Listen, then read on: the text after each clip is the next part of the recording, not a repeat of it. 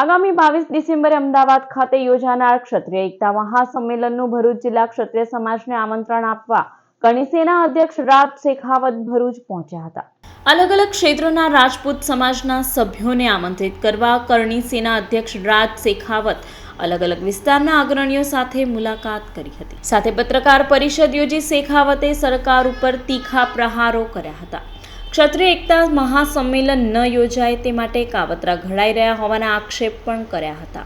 જ્યાર સુધી વાત છે સામાજિક જે રાજનૈતિક જે અમારા ક્ષત્રિય આગેવાનો જ્યાર સુધી ભાજપામાં છે, કોંગ્રેસમાં છે, આપમાં છે, એ પાર્ટીના ધારાધોરણ મુજબ કાર્ય કરતા હોય છે।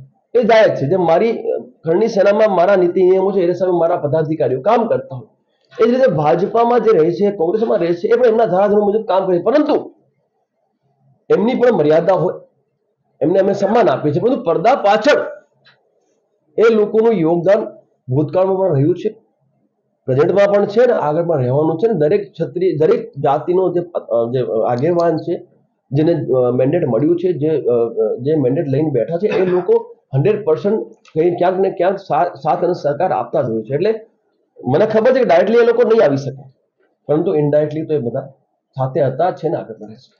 અમે જ્યારે મેદાને ઉતર્યા તો અમારી પાઘનું પણ અપમાન આ જ સરકાર દ્વારા કરવામાં આવ્યું, અને જ્યારે અમે આ ક્ષત્રિય સમાજ એક મંચ પર લાવવા માટે ઘોષણા કરી, એ વખતે આ જ સરકારે મારી જે કંપની છે એમાં હજારો કાર્યકરો રોજગાર લે છે, એમને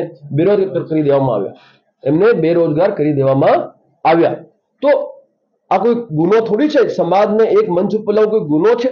તો આ સરકાર જે છે, આ ગુજરાત સરકાર છે, આ ભારતીય જનતા પાર્ટીની જે સરકાર છે, એ સરકાર ક્ષત્રિયોને એક મંચ ઉપર લાવવામાં રોકવા શા માટે માંગે છે? એ તમામ વિષયો પર અમે તમામ ક્ષત્રિયો મંચ ઉપર આવીને વિચાર વિમર્શ અને મંથન કરવા માટે તૈયાર છીએ।